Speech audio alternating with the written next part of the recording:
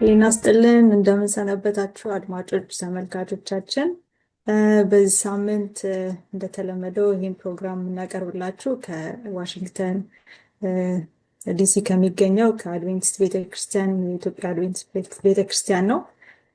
ይህንን ውይይት ዛሬ የምናደርገው በህይወት መሰናክሎች ውስጥ በህይወት ስንኖር የሚያጋጥሙን የተለያዩ መሰናክሎች አሉና በዚህ መሰናክል ውስጥ ከእግዚአብሔር ጋር ያለን ግንኙነት ምን መምሰል እንዳለበት በጥልቀት እንማራለን። እንግዲህ በህይወት ፈታኝ በሚሆንበት ጊዜ እንዴት ነው ምን አይነት መልስ ነው የምንሰጠው? እንዴት ነው የምንሰጠው ምላሽ ምን መምሰል አለበት የሚሉትን ነገሮች የምንመረምርበት ክፍለ ጊዜ ነው። ብዙዎቻችሁ እንደምትወዱት እንደምትማሩበት ተስፋ እናደርጋለን። ከዚህ በፊትም የነበሩትን ትምህርቶች ዋናውን ስሩ የነበረው ርዕሱ ምንድነው? ከእግዚአብሔር ጋር ያለንን ግንኙነት ለማጠናከር ነው። እስካሁንም የመጣንበት አሁን 11ኛው ክፍል ላይ ነው የደረስነው በዚህ ኳርተር። ስለዚህ ቀጣይነት ያለው ነው እና የዛሬውን በጣም የሚያጓጓ ትምህርት ነው። ለሌሎች ለጓደኞቻችሁም ሼር አድርጉ፣ አሳውቁ። የእግዚአብሔርን ቃል ሰዎች ዛሬ በዚህ ምድር ውስጥ በተለያየ መሰናክል ውስጥ ነው ያሉት እና ያ የእግዚአብሔር ቃል ብቻ ነው ማጽናኛ የሚሰጠው እና ያንን እንድናደርግ እግዚአብሔር ይርዳን። አሁን የዛሬውን ውይይት የምናደርገው እንግዲህ በህይወት ልምዳቸውም ብዙ ማስተማር የሚችሉ የቸርች ሰዎች ናቸው ያሉት። ፕሮፌሰር ብርሃኑ እሱም ካለው ልምድ ብዙ ሼር ያደርገናል፣ ያስተምረናል። ወንድም ወረታውም እንደዚሁ ከዚህ ጋር ከምናጠናውም ባለፈ ከህይወት ልምዳቸው ብዙ ነገር እንማራለን ብዬ እጠብቃለሁኝ። ስለዚህ እግዚአብሔር በዚህ ሁሉ እንዲያስተምረን አብሮን እንዲሆን ቃል እንዲያቀብለን እንድናስታውስ ያለፍንበትንም አስታውሰን ለሌሎች ማስተማሪያ በሚሆን መልኩ ወደ አእምሯችን እንዲያመጣ ጸሎት አድርገን ነው የምንጀምረው። ጋሽ ወረታ ጸሎት አድርግልንና እንቀጥላለን። እሺ እንጸልይ። በዘላለማዊ ፍቅርህ የወደድህን የኛ ፈጣሪና ሰሪ እግዚአብሔር አምላክ እናመሰግንሃለን። እነሆ ያንተ ፈቃድ ስለሆነ ብቻ በዚህ ቦታ ስለተገኘን ጌታ ሆይ፣ በዚህ ቦታ የተገኘ ነው ከዘላለማዊ ቃልህ ለመማር ለማስተማር አብሮ ለማጥናት ነውና በዚህ ጊዜ ዘወትር እንደምታደርገው አስተማሪውና መካሪው መንፈስ ቅዱስ ሆይ በመካከላችን ተገኝተህ ሁላችንም ታስተምረን፣ ትናገረን፣ ትባርከንና ትቀድሰን ዘንድ እንጠይቃለን። ጌታ ሆይ በዚህ ስፍራ በዚህ አገልግሎት ውስጥ ስጋ ምንም አይነት ቦታና ስፍራ እንዳይኖረው አደራ እንልሃለን።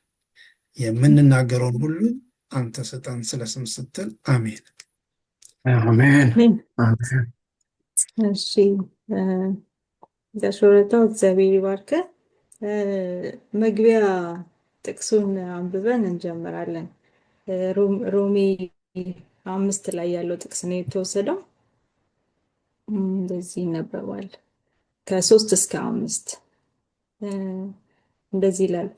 ይህም ብቻ አይደለም፣ ነገር ግን መከራ ትዕግስትን እንደሚያደርግ፣ ትዕግስትም ፈተናን፣ ፈተናም ተስፋን እንዲያደርግ እያወቅን በመከራችን ደግሞ እንመካለን። በተሰጠንም በመንፈስ ቅዱስ የእግዚአብሔር ፍቅር በልባችን ስለፈሰሰ ተስፋ አያሳፍርም ይላል። ይሄ ጥቅስ ሳነበው በጣም ነው የገረመኝ። ልክ እንደ ወራጅ ነገር ነው ያደረገው። ምንድነው? መጀመሪያ ፈተና አለ። ፈተና በህይወታችን ይመጣል። ፈተናው ደግሞ ምንን ያደርጋል ይላል? ትዕግስትን ያደርጋል። ዜን ስንታገስ ትዕግስት ደግሞ ምንን ይፈጥራል? ጽናትን ይፈጥራል። ከዛ ጽናት ደግሞ ምንን ይፈጥራል? በዛ ውስጥ በፈተና ውስጥ በጸናን ጊዜ ምንን ይፈጥራል? የተፈተነ ባህሪ፣ ልክ የነጠረ እንደማለት የነጠረ ባህሪ ከዛ ውስጥ ነጥሮ ይወጣል። በዛ ውስጥ ደግሞ ምንን ያደርጋል? ተስፋን ያደርጋል። እዛ መጨረሻ ላይ ደግሞ በዚህ ሁሉ ግን ደግሞ ምን እናድርግ የሚለን ለእፍረት አንዳረግም፣ አናፍርም። ምክንያቱስ ምንድነው? እግዚአብሔር ከኛ ጋር ስለሆነ ብሎ በጣም በጣም ደስ የሚል ጥቅስ ነው ይሄንኛው ጥቅስ ማለት ነው። እና በዚህ ነው የሚጀምረው የዛሬው ትምህርታችን። ወደ አጠቃላይ ክፍሉ እንግዲህ ይህንን ነው የሚናገረው። መግቢያው ላይ የተቀመጠውን ታሪክ ብዙ እንትን አላልኩትም፣ እሱን አልደግመውም። እዚህ ጋር ቀጥታ ወደ እሁዱ ክፍል ነው የምንሄደው። እንግዲህ እሁዱ ክፍል ላይ ያነጣጠረው በማርቆስ ወንጌል 4:35 እስከ 41 ላይ ባለው ታሪክ ላይ ነው። እሱ ላይ ምንድነው ጋሽ ብርሃኑ ምንድነው የተማርከው? እዛ ውስጥ በአስቸጋሪ ሁኔታ ውስጥ ምን ምላሽ መስጠት ነው ያለብን የሚለውን እዛ ውስጥ የተማርከውን ሼር ብታደርገን። እሺ፣ እግዚአብሔር ይስጥልኝ ለተደረገው ጸሎት፣ ላነበብሽውም መግቢያ ንግግር፣ ለተናገርሽውም እግዚአብሔር ይስጥልን እና ዘመዶቼ ይሄ ትምህርት በጣም ለሕይወት ጠቃሚ የሆኑ ብዙ ሰፊ ሰፊ ነገሮች አሉት። በእውነት የእያንዳንዱ ቀን 1 ሰዓት ውይይት የሚጠይቅ ነው። ግን እጥር አድርጎ አርስቱን እንደገና ብታስቡት መሰናክሎች፣ እንቅፋቶች፣ ችግሮች በሕይወት ይመጣሉ። መታሰቢያ ቁጥሩ እህቴ ያነበበችው ትዕግስት ያነበበችው እሱኑ ነው የሚናገር። ችግር መምጣቱ የተወሰነ መሆኑ ማለት እግዚአብሔር በእኛ ላይ ችግር እንዲወርድ ይፈቅዳል፣ ይፈልጋል። ችግር ካልደረሰብን አንማርም፣ አናድግም ብዬ አይደለም እኔ የማስተውለው ችግሩ መምጣቱ ስለ አእምሮ ጥናት የምታውቁ ሰዎች ታውቃላችሁ። አእምሯችን አንድ ነገር አንድ ጭንቀት ሲደርስብን እንዴት ያን መዝግቦ ከሁለት አንዱ እንደሚሰጠን፣ አንደኛው ምርጫ ከዚያ ትምህርት አግኝተን የተሻለ ነገር ለመስራት ለውጥ እንዲመጣ፣ ሌላው ጨምረን እንድንፈራ እንድንንቀጠቀጥ መሸሸጊያ እንድንል። አእምሯችን እንደዚያ ነው የሚሰራው። እንዳልኩት 1 ሰዓት ቢኖር ብዙ መናገር ይቻላል በዚህ ላይ እና ግን ከዚህ ላይ የጳውሎስ እንዳለው የመጣው ችግር ብቻችን እንዳልሆነ ቢሰማን፣ እግዚአብሔር እንዳለለን፣ ጠበቃ እንዳለን፣ ከችግሩም ያልን ከመጣው የውቅያኖስ ወጀብ የሚከላከል አምላክ ስላለን በዚያ ብናተኩር የተሻለ ነገር እንዴት እንደሚመጣ። ከዚያም የተነሳ በመግቢያው ላይ ጸሐፊዋ በእውነት ጥሩ ጥሩ ነገር ያለችው አለ። አንዳንድም ማልስማማው ነገር አለ። ያለችው ጥሩ ነገር ይቺ አንዲት ልጅ በጨለማ እንዴት ስትሄድ ዝናብ ወጀብ እንደመጣባት እና ወጀቡ መብረቁ ሲመጣ ግን ይቺ ልጅ ውይ ጠፋሁ ከማለት ይልቅ እንዲያው ፈገግ ብላ ወደ ቤቷ ስትደርስ አባትየው ለካ በመስኮት ሲያት ኑሯል እና ተቀብሎ የብርድ ልብስ አልብሶ እንደው ልጄ እንዴት ነው ይሄ መብረቁ እየወረደ ወጀቡ እየወረደ እንዲያው የምትደሰች ትመስይ ነበር ሲላት፣ ባባ እግዚአብሔር ስዕሌን እየወሰደ ነበር አለች የሚል ትምህርት አለው። በእውነት ብታነቡት በጣም ጠቃሚ ትምህርት ነው። ይቺ ልጅ ስለ እግዚአብሔር ያላት እውቀት በጣም ጠቃሚ እውቀት ነበር። እግዚአብሔር ምንፈራው የሚያንቀጠቅጥ የሚጎዳ አምላክ ሳይሆን የፍቅር አምላክ መሆኑን፣ ገንቢ መሆኑን፣ መከታ መሆኑን፣ ጋሻ መሆኑን ተገንዝባለች። ከዚያ እንደዚያ ብላ አባቷም ደስ ብሎት እሷም ደስ ብለው እንደደረሱ ይናገራል። እና ይሄ ጥሩ አድርጎ ወደ እሑዱ ትምህርት ይወስደናል። ምክንያቱም የእሑዱ ትምህርት የሚለው የህይወት አውሎ ነፋሶች ነው የሚለው። አሁንም እንደገና የህይወት እንቅፋቶች፣ የህይወት ወጥመዶች አስበናቸው አውቀናቸው ሳይሆን ዱብ እዳ ናቸው። ዱብ እዳ ይመጣሉ። እና እዚህ ላይ የተሰጠው ምሳሌ በሉቃስ ወንጌል እንዳለው ኢየሱስ ቀኑን በገሊላ ዳርቻ ላይ ብዙ ሕዝብ ሲያስተምር አሳልፎ ወደ ማታ እስቲ ወደዚያ ተሻግረን ከገሊላ በሐይቁ ተሻግረን ወደዚያ እንሆን አላቸው። ታውቁታላችሁ ታሪኩን። እንሂድ አላቸው እና ኢየሱስ ትላለች ጸሐፊዋ፣ እዚች ላይ ነው ትንሽ ችግር ያለኝ። ኢየሱስ አውሎ ነፋስ እንደሚመጣ ያውቅ ነበር ትላለች። እኔ በዚህ ላይ አልስማማም። ኢየሱስ አውቆ ወደ አውሎ ነፋስ ወሰደ የሚለው ነገር ኢየሱስ በዚህ መሬት በነበረበት ጊዜ ሰው ነው የነበረው። እግዚአብሔር እንኳንና ለሱ ለነቢያት ብዙ ነገር ገልጿል። እግዚአብሔር ገልጾለት ከሆነ ሌላ ጉዳይ ነው እና ጌታ ኢየሱስ ግን እንሻገር አለ እና አሁን ደግሞ ሌላው ጉዞውን ሲጀምሩ ቀኑን ሙሉ ደክሞት ስለነበር ሰው ስለሆነ እኔንና እናንተን ለማዳን ከድንግል ማርያም ተወልዶ ሰው ሆኖ ስለነበረ ደክሞት ነበር። ተኛ፣ እንቅልፍ ያዘው። እንቅልፍ ዞት ሳል ታሪኩ እንደሚናገረው ወጀቡ ጀመረ። ትልቅ ወጀብ ጀመረ። አሁንም ጸሐፊዋ ከልክ እሱ እንደሚነዳው ጀልባውን አርጋ ነው የምታቀርበው። እኔ ከዚያ ላይም አልስማማም። ጌታ ኢየሱስ ክርስቶስ ጀልባውን እየነዳ ቢሆን አይተኛም። ኃላፊነቱን የሚያከብራ እንኳንና እሱ እኛ እንኳን ደካማዎቹ ኃላፊነታችን እናከብራለን። ግን ዋናው ነገር ወጀቡ መጣ። ወጀቡ መጣና እነዚህን አሳ አጥማጆች እንደ ጴጥሮስ፣ እንደ ያዕቆብ፣ እንደ ዮሐንስ ያሉ በዚያ ውሃ የኖሩ ሰዎች እነሱን እንኳን አስፈራራቸው። ወጀቡ ትልቅ ከመሆኑ የተነሳ እና ደነገጡ፣ ፈሩ። አሁንም ጌታ እንቅልፍ እንደያዘው ነው። አሁን እንግዲህ ቀሰቀሱትና ደቀ መዛሙርቱ ምን አሉ?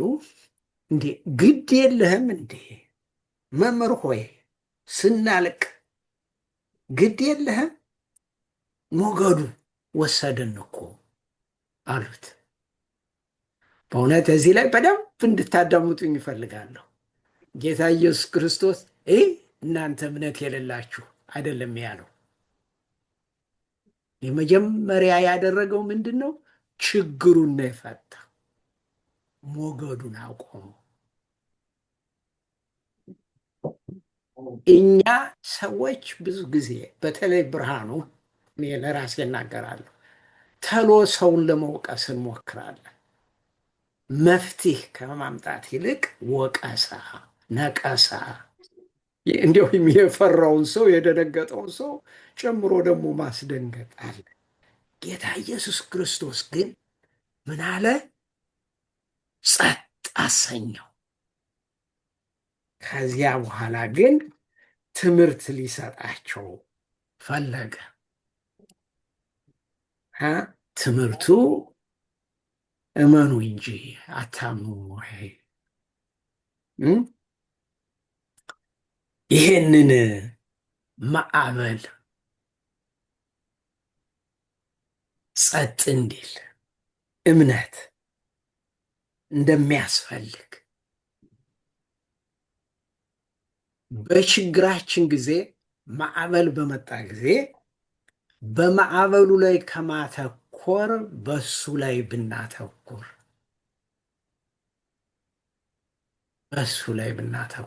ይሄ ለመናገር ቀላል ነው፣ ማድረግ ግን በጣም ያካብዳል።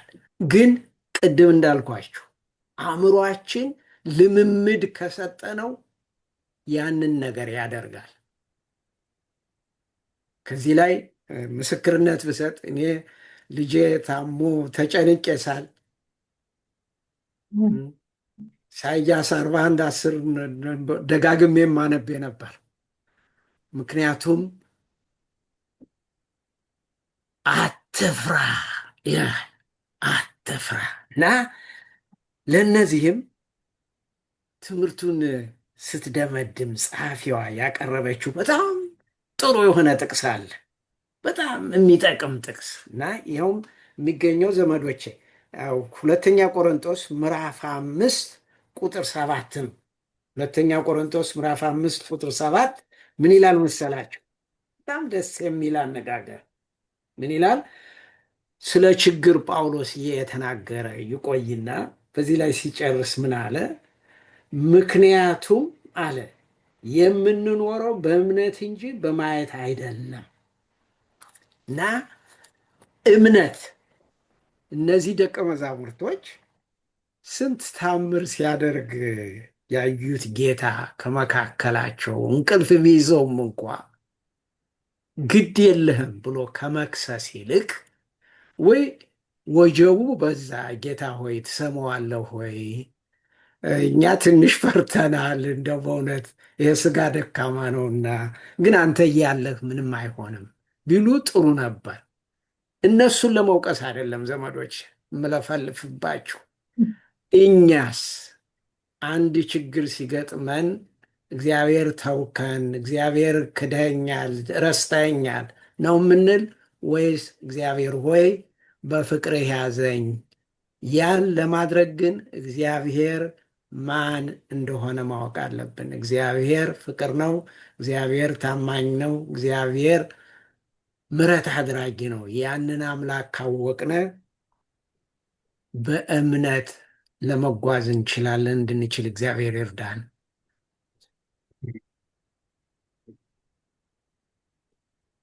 ባረከ ፕሮፌሰር በደንብ አድርገ እውነትም እንደንትን በደንብ አድርገ ነው አናላይዝ ያረከው። በተለይ መጀመሪያው ክፍል ላይ እኔ ሁን ብዬ ነበር የዘለልኩት እና ይሄ ቀና ብዬ ሳየው ፎቶ እያነሳኝ ይመስለኛል እያለች ደስ እያላት ማለት ነው። ደስ እያላት ነው ወደ ላይ የምታይ የነበረው። ሰው ፎቶ ሲነሳ ስማይል ስማይል አርግ ይባላል አይደል? ልክ እንደዛ እንደማለት ነው እና በእያንዳንዷ ጠብታ ዝናብ ውስጥ አባቷ እንደውም ሲላት ቶሎ የመጀመሪያ ጠብ ስትል ፈጠን ፈጠን ፈጠን እያልሽ ለምን አትሮጭም ነበረ ሲላት፣ አይ በእያንዳንዷ እንትን ፕሮግረስ ላይ ወጀቡ ይሄ ምንድን ነው መብረቁ ሲመጣ ፎቶ የሚያነሳኝ ስለሚመስለኝ ቀና እያልኩ ፈገግ እንደውም እያልኩ ነበር የማየው። ለርኒንጉ በደንብ እንዳስቀመጥከው ነው ፕሮፌሰር እና ትክክል ነው። እንደዚህ አይነት መረዳት ቢኖረን ጥሩ ነው በእያንዳንዱ አክሎች ላይ ማለት ነው።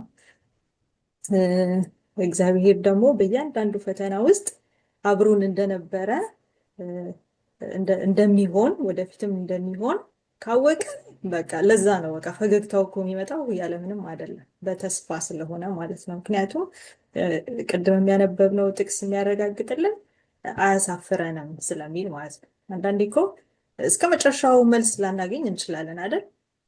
በህይወት እያለን አሁን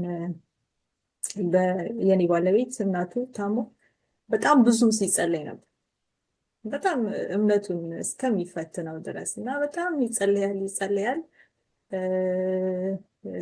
ወንድም እህቶቹ እነዚህ ነብይ የሚባሉ አሉ አይደል? ሄደው ይጸልዩ ከዛ እንውሰዳት ምናምን ሲሉ ራሱ ኖ በፍጹም ተብሎ በጣም በቃ በእምነት ነው የሚጸለየው። ግን ስቲል አሁን አልሆነም ማለት ነው።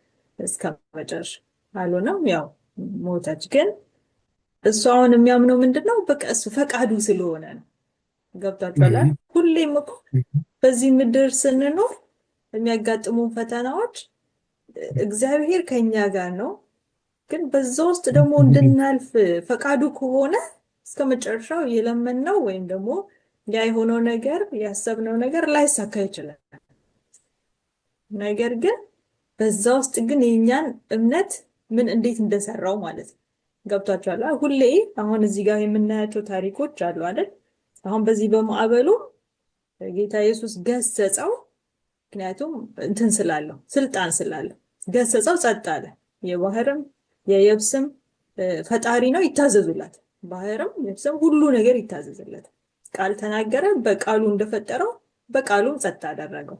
ማድረግ ይችላል፣ ምክንያቱም አለ እዛ ውስጥ አለ፣ እሱ ከኛ ጋር ስለሆነ። ግን ደግሞ እሱ ፈቃዱ ደግሞ ካልሆነ አልሆነም ብለን አክሴፕት የማድረግ እስከ መጨረሻ የመጽናት ነገርን መማር በጣም በጣም ጠቃሚ ነገር ነው። ሁሌ የብልጽግና የሚባል እንትን ወንጌል የለም። እግዚአብሔር በዛ ውስጥ ሁሉ አለ፣ የሚሰራው ስራ አለ፣ የኛን ባህሪ ይቀርጻል። ቅድም ያስቀመጥኳት እቺ ሰንሰለቷ ጥቅስ መግቢያ ጥቅሷ በጣም ስለገረመችኝ ነው። እኔ እንደ ዛሬ ሳነባት እንትና እንደዛ ተሰምቶኝ አያውቅም።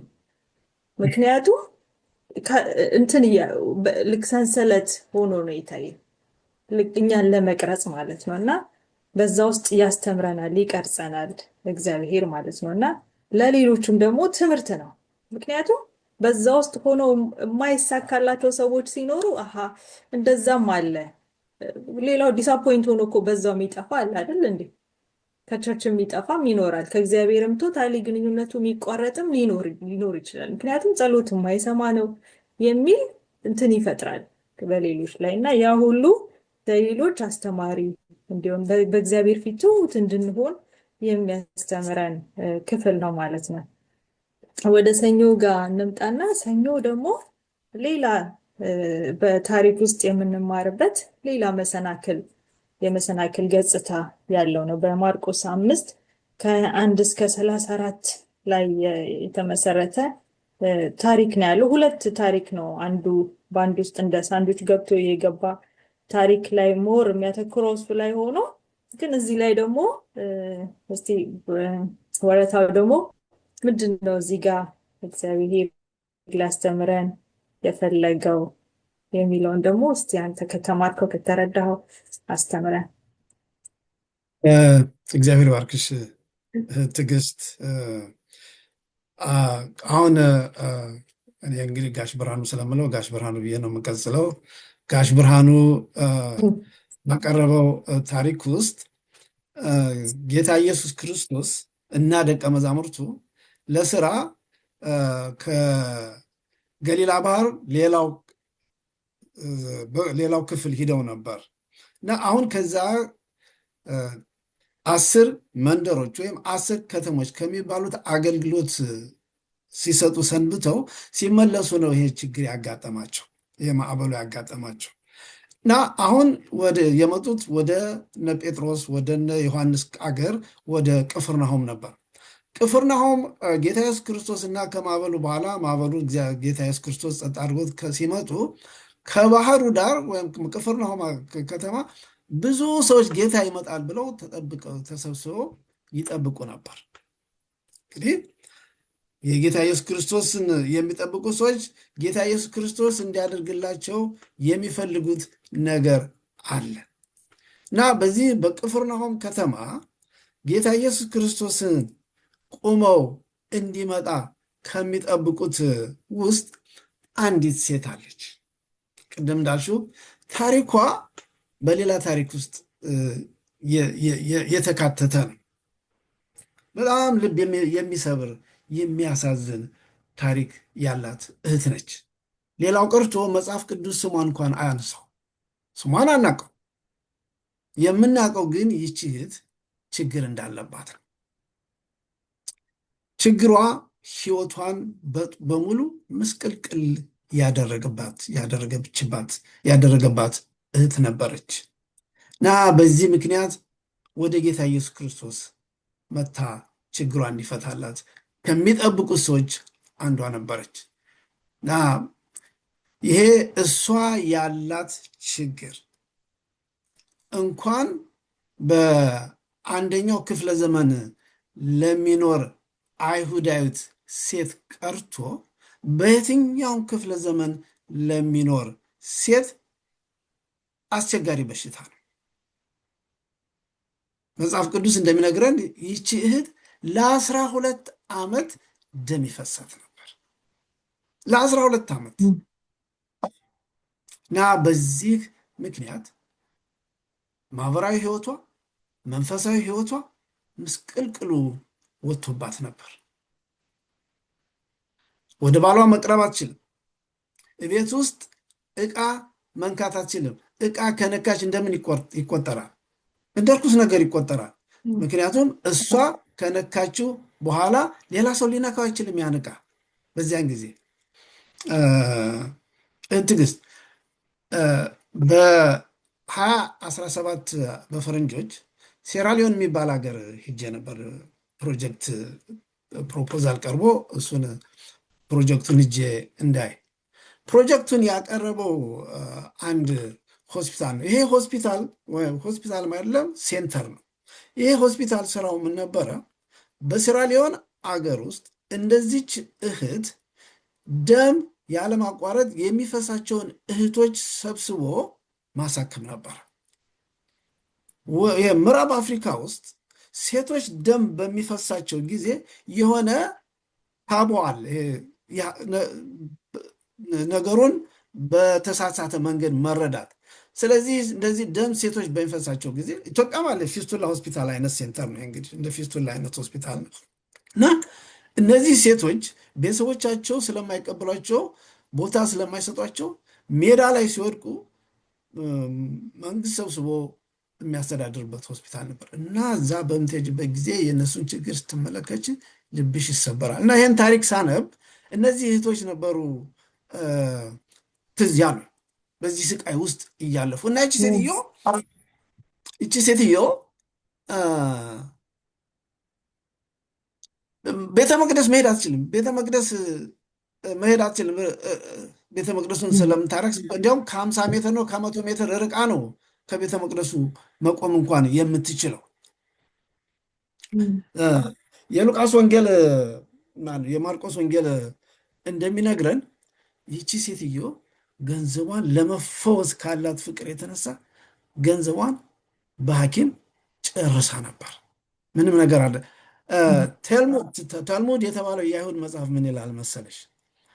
ለእንደዚህ አይነት በሽታ በዚያን ጊዜ ለእንደዚህ አይነት በሽታ 12 አይነት ሕክምናዎች አሉ ይላል። 11 እና አምሹር ይቺ ሴትዮ 11ን ሞክራቸው ስላልቻለች ነው አሁን በስቃይ ውስጥ ያለች። ገንዘቧን ጨርሳለች። ሐኪሞቹ ደግሞ ገንዘቧን እየበሉ እንደማያድን እያወቁ ገንዘቧን በልተው ይሰዷታል። ከሚያክሙበት መድኃኒት አንዱ ምንድን ነው ይላል። ሁለቱን ልጥቀሳቸው በሚገርም ሁኔታ። አንደኛው ምንድን ነው? የሰጎን እንቁላል አመድ በነጭ ጨርቅ ጠቅልለሽ ብብትሽ ውስጥ ያሹ፣ ከዚያ ከበሽታች ትፈወሻለሽ ይሏታል። እርግጠኛ ነኝ ባያድንም ልሞክር እኔ ገንዘቤ ይለቅ ብላ እንዳደረገችው እርግጠኛ ነኝ። ሌላው የነጭ አህያ ፋንድያ ይባላል በሀገራችን አይደለም። የነጭ አህያ ፋንድያ ፈልገሽ እሱም በጥቁር ጨርቅ ጠቅልለሽ ብብትሽ ውስጥ አድርጊው። እንደዚህ አይነት ሕክምና ነው ለእንደዚያ ከሚታዘዙት ነገሩ። ሌሎች አሉ፣ ለምሳሌ እንደ ብራንዲያ ጠጭበት ምናምን። ነገር ግን ይቺ ሴትዮ እነዚህን ሁሉ መልካሙንም የሚያድነውንም ያድናል ያልተባሉንም ሞክራ አቅቷታል። የቀራት አንድ ተስፋ ብቻ ነበር። የጌታ ኢየሱስ ክርስቶስን መምጣት ወደ ቅፍርናሆም ቁማ ስትጠብቅ የነበረው ለዚህ ነበር እና እርሱ እንደሚለው ተፈወሽ ይላል እና ከጊዜ አንጻር አጠር ማድረግ አለብን። ኦልሬዲ 35 ደቂቃ ይወስደናል። ይሄ ታሪክ በጣም ልብ የሚነካ ታሪክ ነው። ብዙ ቅድም ጋሽ ብርሃኑ እንዳለው ብዙ ልንልበት የሚገባ ታሪክ ነው።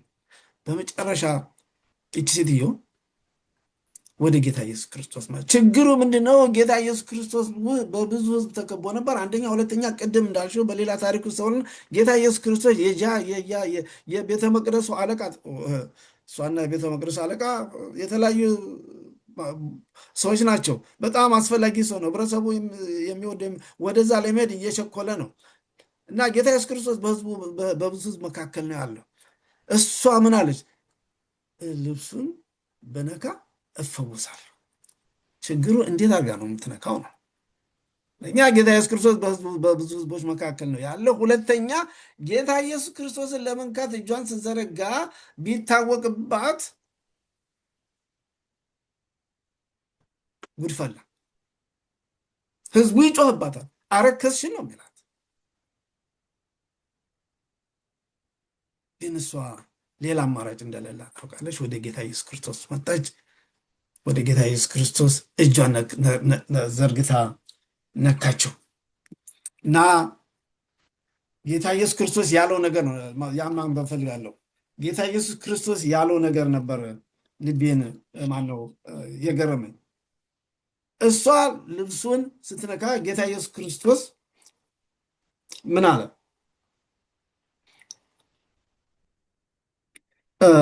ኢየሱስም ወዲያውንም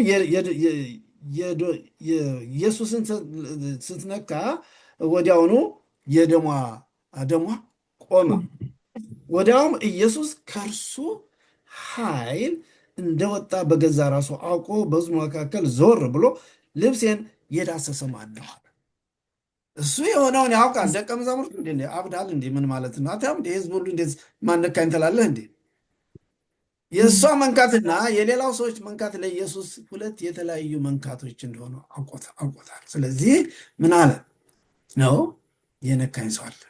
በዚህን ጊዜ ደንግጣ መታ በጌታ ኢየሱስ ክርስቶስ እግር ስር ወደቀች። ጌታ ኢየሱስ ክርስቶስ ምን አላት?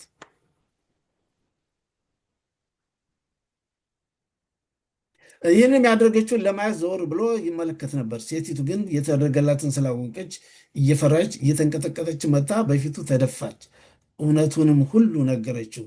እርሱም ጌታ ኢየሱስ ክርስቶስ ልጄ ሆይ እምነትሽ አድኖሻልና በሰላም ሂጂ። የመጨረሻውን ክፍል ስሙት። ከስቃይሽም ተፈውሰሻል አላት።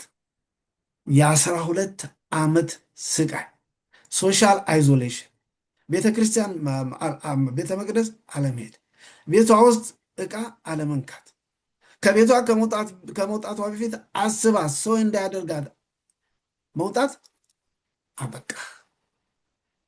ለምን? በመጀመሪያ ወደ ጌታ ኢየሱስ ክርስቶስ መጣች።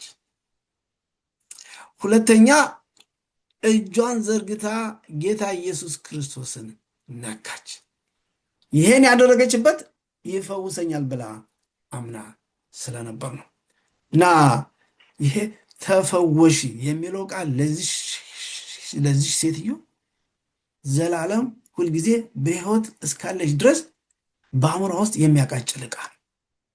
ምክንያቱም ልጆቿን ማቀፍ ትችላለች፣ ባሏን ማቀፍ ትችላለች፣ ወደ ፈለገችው ቦታ መሄድ ትችላለች። ሂዳ በቤተ መቅደስ ውስጥ ከሌሎች እህቶቿና ወንድሞቿ ጋር አምላኳን ማምለክ ትችላለች። ጌታ ኢየሱስ ክርስቶስ ይህን ችግሯን ነበር የፈታው። ማቴዎስ ወንጌል ምዕራፍ 11 ቁጥር 28 እና 29 ያለው መልእክት ለእንደዚች አይነት በእንደዚህ ችግር ውስጥ ላሉት ለዚች እህቴ ሴራሊዮን ላየኋቸው እህቶች፣ ሌሎችም በተመሳሳይ ችግር ውስጥ ወንዶችም ችግር ያለባቸው የማይፈታ የመሰለ ችግር ያለባቸው ጌታ ኢየሱስ ክርስቶስ ምን አለ? ኑ እናንት ሸክማችሁ የከበደ እኔም አቀልላቸዋለሁ። የዚች ሴትዮ ስም አስገብቼ እንዲህ ልበለው፣ ነይ አንቺ ሸክምሽ የከበደ እኔም አቀልልሻለሁ የሚለውን የጌታ ኢየሱስ ክርስቶስን ጥሪ ሰምታ ሄደች። ጌታም ፈውሳል። ዛሬም ጌታ ይፈውሳል። ዛሬም ጌታ ያድናል። ቅድም ጋሽ ብርሃኑ እንዳለው ዛሬም ጌታ ለልጆቹ ዘወትር አይተኛም።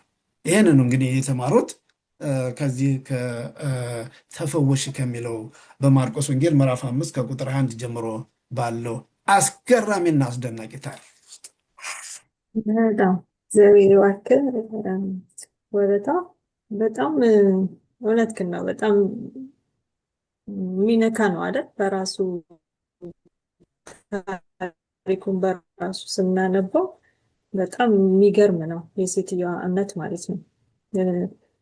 ጌታ ኢየሱስ ወደዛ እየሄደ እያለ የእንትኑን አለቃውን አይደል መጀመሪያ የጠየቀውን ጥያቄ ልክ እንደ በመሀል ነው ገብታ የእሷ መነካት ያንን ቀጥ እንዲያደርግ ያደረገው ማለት ነው። እና እንዳልከው ዛሬም በብዙ አይነት ችግር ውስጥ አለን አይደለ?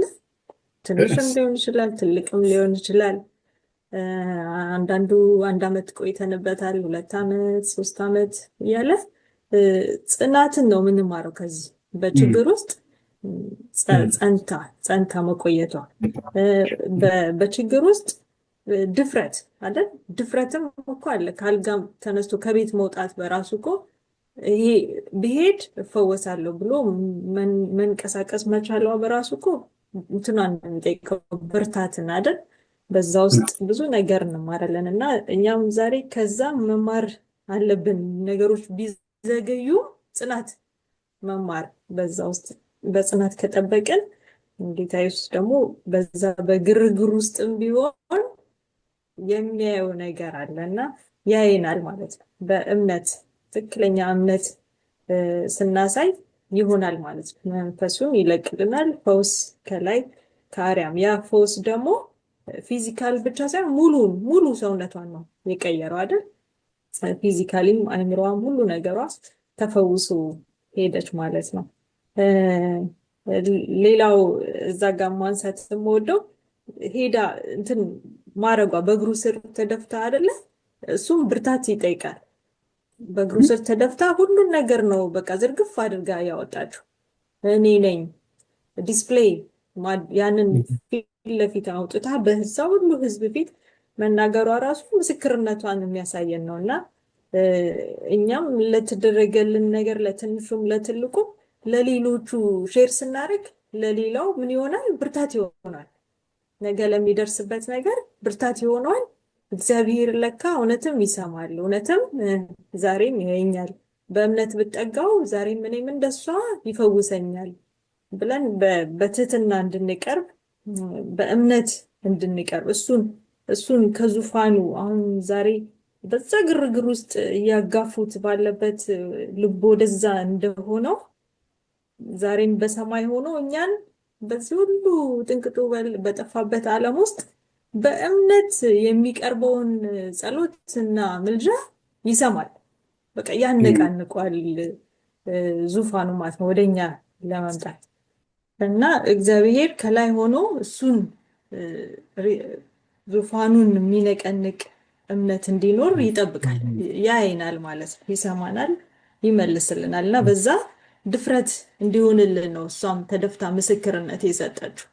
እግዚአብሔር ደግሞ በዛ ሁሉ ይከብራል ማለት ነው።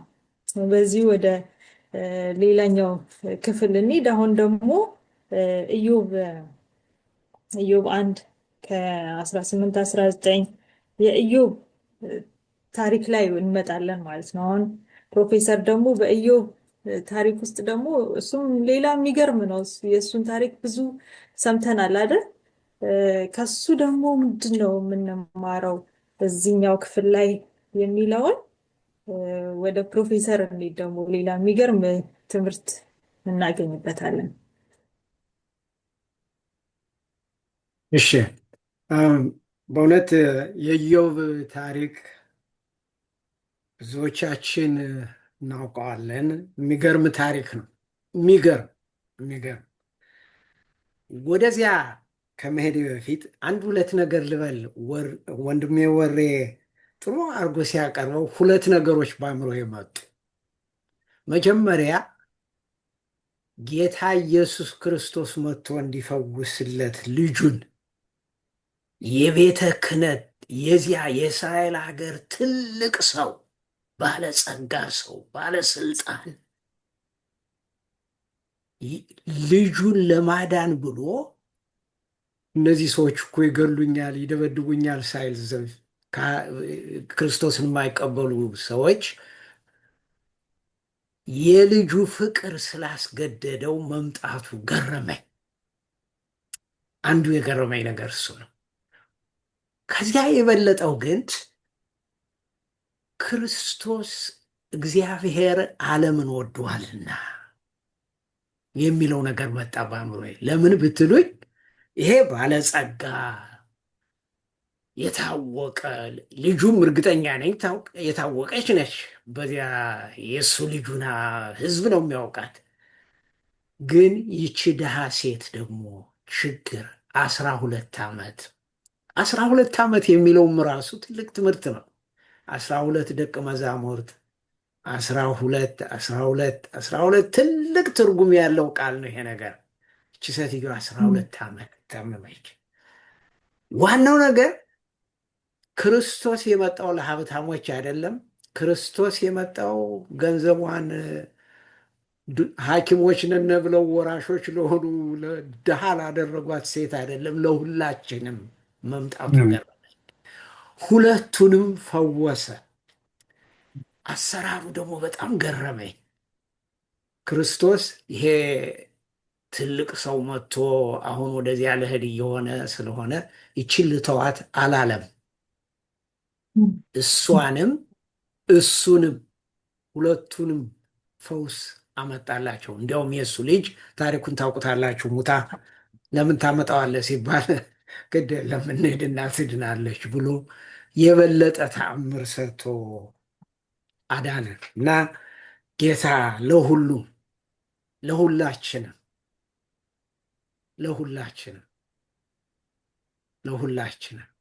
ኢጅፕት ሂዶ እስራኤሎች እንዲወጡ ሲፈልግ እግዚአብሔር ዝም ብሎ ሊያወጣቸው ይችል ነበር። ለግብፅ ሰዎች ግን እንዲድኑ ብዙ ተአምር አውርዶ ነበር። ይሄ ካህን ሂዶ ይሄ አባት ተስፋ አለኝ ለቤተ ክህነት ላሉት ሰዎች የአምላክ እንዲህ ነው ብሎ መስክሮ ጥቂት ሰው እንደረዳ እና ትልቅ ትምህርት ነው ዘመዶች። ለተደረገልን ምስክርነት ያስፈልጋል። ለቀመስነውን ማቅመስ አለብን። ቅምሻው ከኢዮብ ነው። አሁን ወደ ኢዮብ ስንሄድ እንደምታውቁት ኢዮብ ባለጸጋ የሆነ ብዙ ልጆች ያሉት ብዙ ትልልቅ የሆኑ ጓደኛዎች ያሉት ሰው ነበረ። ግን ልጆቹም ጠፉ፣ ሞቱ። እሱም ታመመ። የሚያስገርመው የመጡት ምክሮች ናቸው። በመከራ ላይ ሳለ፣ ሆድ ብሶት ሳለ፣ ልጆቹ፣ ንብረቱ፣ ሁሉ ነገር ተበሳቅሎ ባለበት ጊዜ አቃፊ ደጋፊ ሁና የተፈጠረችለት ባለቤቱ ክደህ ሙት ነው ያለችው። ካድና እግዚአብሔርን ሙት ዝም ብለህ።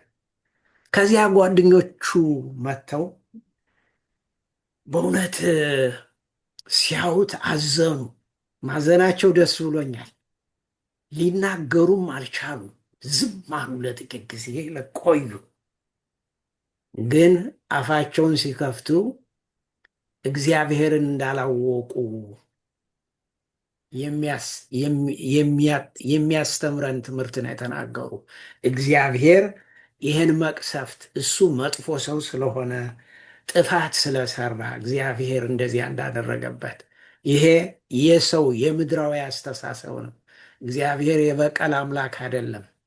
የእግዚአብሔር ሕግ የመክሰሻ መድረክ አይደለም።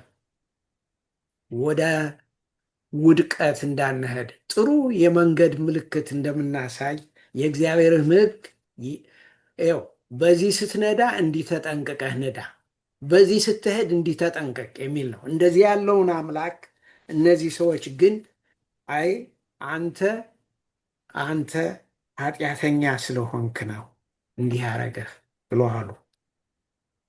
ደስ የሚለው ኢዮብ ይህን ሁሉ አልተቀበለም። ደስ የሚለው ምርጫው ሁለት ምርጫ ነበረው። አንደኛው ምርጫ እውነትም እግዚአብሔር እኔን የሚወደኝ ቢሆን ኑሮ እኔን የሚያፈቅረኝ ቢሆን ኑሮ እግዚአብሔር መሐሪ አምላክ ቢሆን ኑሮ ይህን ያደርግ ነበር ብሎ ጥፋትን ሊመርጥ ይችል ነበር። ሁልጊዜ ምርጫ አለ ዘመዶች፣ ምርጫ። ኢዮብ ግን የመረጠው በእግዚአብሔር ጸንቶ መቆምን ነው። ባለቤቱ ያለችውን ጓደኞቹ ያሉትን ሳይሆን በእግዚአብሔር ጸንቶ መቆየትን መረጠ። ከዚያም የተነሳ ምሕረት ተጎናጸፈ እንደገና እና ለእኛም ትልቅ አርያ የሚሆን ትምህርት ሰጠን። ጳውሎስም ደስ የሚል ጥቅስ ተናግሯል። በዚህ ላይ ጳውሎስ በሁለተኛ ቆሮንቶስ ምዕራፍ 4 16-18 ስናነብ ምን ይላል? ስለዚህ ተስፋ አንቆርጥም። ኢዮብ ተስፋ አልቆረጠም። ውጫዊው ሰውነታችን እየጠፋ ቢሄድም እንኳ ውስጣዊ ሰውነታችን ዕለት ዕለት ይታደሳል። ምክንያቱም ቀላልና ጊዜያዊ የሆነ መከራችን ወደ ምድር የማይገኝለትን ዘላለማዊ ክብር ያስገኘናልና። እና ኢዮብ ይህን ጥቅስ እንደገና አንባችሁ ጸልዩበት ዘመዶች። ሁለተኛ ቆሮንቶስ እንደገና 4:16-18 ኢዮብ በእግዚአብሔር ጸና፣ በሚያልፈው በሚወድቀው ሳይሆን በዘላለማዊው ላይ ስላተኮረ ለእኛ ትልቅ ምሳሌ እንዲሆነን የታገለ ወንድም ነው። በእግዚአብሔር ወንድማችን ነውና እና ለነፍስም ለስጋም ፈውስ የሚመጣው ከእግዚአብሔር ነው። ጥፋት፣ በሽታ የሚመጣው ግን ኃጢአት ወርሰን በኃጢአት ተወልደን በኃጢአት ተረግዘን ዳዊት እንዳለው በዚህ ዓለም ስንኖር ብዙ ችግሮች አሉ። ምንም ጥያቄ የለው፣ ብዙ ችግሮች አሉ። ግን እነዚያ ችግሮች እግዚአብሔር አመጧቸው ሳይሆን በእኛ ኃጢአት የመጡ ስለሆኑ ከዚያ ችግሮች እንድንቋቋም፣ እንድንወጣ፣ ድል ለመንሳት እንድንችል የሚደግፍ፣ የሚያቅፍ፣ የሚያጽናና መንፈስ እግዚአብሔር ይስጠን። እግዚአብሔር ይባርክ። ትክክል ነው። የኢዮብ ታሪክም እንደዚሁ በጣም ብዙ ብዙ ብዙ የሚያስተምር ነገር ነው። ካጋጠመን ከችግሩ አሻግረን እንድናይ ማለት ነው የሚያደርግ ነው። ሁላችንም በደረሰብን ነገር ላይ ሆነን ለሌላ ሰው በጣም ቀላል ነው አይደል? እኛን ቶሎ ወይ ምን አድርጎ ነው ወይ ምን አጥፍቶ ነው፣ እንደዛ ነው ብዙ ጊዜ ለሰዎች እንደ ምንድን ነው አይምሯችን ላይ መጀመሪያ ይመጣ ወይ ምን አጥፍቶ ነው ምን ኃጢአት ሰርቶ ነው የምንለው። ልክ ከኢዮብም ጓደኞች እንደዛ ነው። ያንን ሁሉ ሀገር አቋርጠው መጥተው ልክ ሲያዩት ኢሚዲየትሊ አላወቁትም ነው የሚለው፣ ሌላ ሰው ሆኗል። እና ኤክስፔክቴሽናቸው እና የሆነው ነገር ቶታሊ ስላልተገናኘ በቃ አንደበታቸው እስኪዘጋ ድረስ 7 ቀንና 7 ሌሊት ነው የሚለው አይደል ዝም ያሉት። ይሄ ምን ያህል መደንገጣቸው በዛው ነው ዝም እንዳሉ በቀጸሉ ኖሮ መልካም ነበር። በጣም ደንግጠው በቃ እንደውም አልተጠጉትም፣ ከሩቅ ነው የሚለው። ከሩቅ ራቅ ብለው እያዩት በጣም ካፋቸው ግን የወጣው ነገር ክፉ ነው፣ የባሰ የሚያሳምም ነው።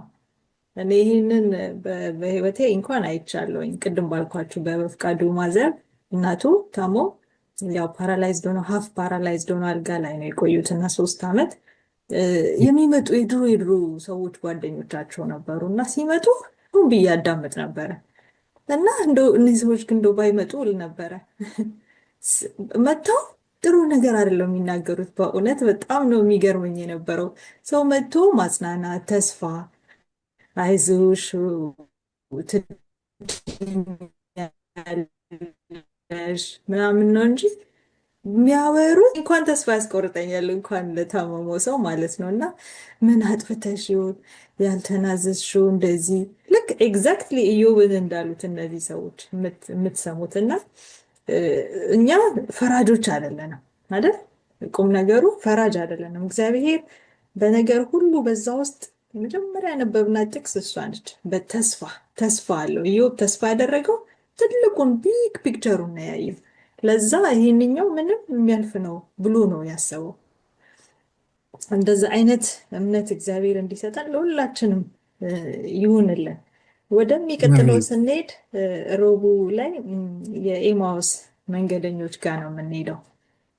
ወንድም ወረታው ደግሞ ይሄም እንደዛው በቃ እንግዲህ ክርስቶስን አብሮነት የበለጠ የምናይበት ፓርት ነው።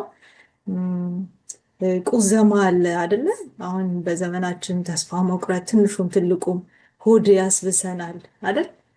እንደውም ኧረ ሰው ምንድን ነው ሰው ቶሎ በቃ አትንኩኝ ባይ ሆኗል። ሆድ ይብሰዋል፣ ተስፋ ይቆርጣል፣ ይነጫነጫል በብዙ ነገር ማለት ነው። ባጋጠመን ነገር አሁን እነዚህንም ሰዎች ያጋጠማቸው ነገር አለ አይደል? እንዲህ የሚያወያያቸው ነገር ምንድን ነው የሆኑት? ምንድን ነው ያጋጠማቸው የሚለውን ከዛ ውስጥ ደግሞ ለእኛ ዛሬ ምን እንማራለን የሚለውን ደግሞ ወረታው እዚህኛው ክፍል ላይ የኤማውስ መንገደኞች ራሳቸው እነማን ናቸው የሚለውን ጨምረ እስቲ የተማርከውን እንትና አካፍለን። እሺ እመቤት እግዚአብሔር ይባርክሽ። እንግዲህ የኤማውስ መንገድ ታሪክ በመጽሐፍ ቅዱስ ከሚገኙ አጭር ነገር ግን ልብ ከሚነኩ ታሪኮች አንዱ ነው እና እንዳልሽው ሁላችንም የኤማውስ መንገድ ልምምድ አለን በሕይወታችን እና ታሪኩ የሚገኘው በሉቃስ ወንጌል ምዕራፍ 24 ከ13 እስከ 27 ነው። ይህንን ታሪክ ሰንበት ትምህርቱ በደንብ አብራርቶ ያቀርበዋል። የሆነው ምንድን ነው? ከቀናት በፊት ኢየሩሳሌም አንድ አሳዛኝ ክስተት ተከስቶ ነበር ይላል እንግዲህ ሰንበት ትምህርቱ እና ምንድነው ያ አሳዛኝ ክስተት? በምድር ላይ በቅንነትና በታማኝነት በትህትና እንደሱ ያለ ያልኖረ እንደሱ ያለ የሌለ ጌታ ኢየሱስ ክርስቶስ ኢየሩሳሌም አሳልፋ ሰቅላው ነበር እና ከዚህ ታሪክ ጋር ከጌታ ኢየሱስ ክርስቶስ ታሪክ አገልግሎት ጋር የተያዘ ነበር እና ጌታ ኢየሱስ ክርስቶስ ሲሰቀል ደቀ መዛሙርቱ ብትንትናቸው ወጥቶ ነበር። ወንድም ሀሳቡ የሚለው አንድ ነገር አለ።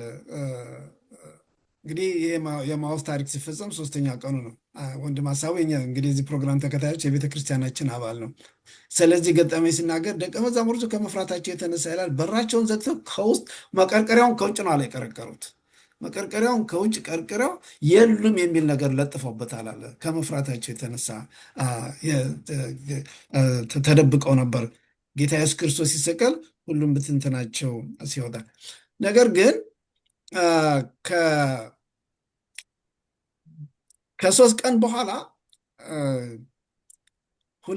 ከደቀ መዛሙርቱ ሁለቱ ጉዞ ከኢየሩሳሌም ወደ 7 ማይል ርቃ የምትገኝ ኤማውስ ወደምትባል ከተማ ጉዞ ያደርጉ ነበር እና ይሄ እንግዲህ በዚህ በጉዟቸው ያነሱትና ይነጋገሩበት የነበረው ሁኔታ የሚነግረው እነዚህ ሰዎች በተስፋ መቁረጥ ላይ እንደነበሩ ነበር።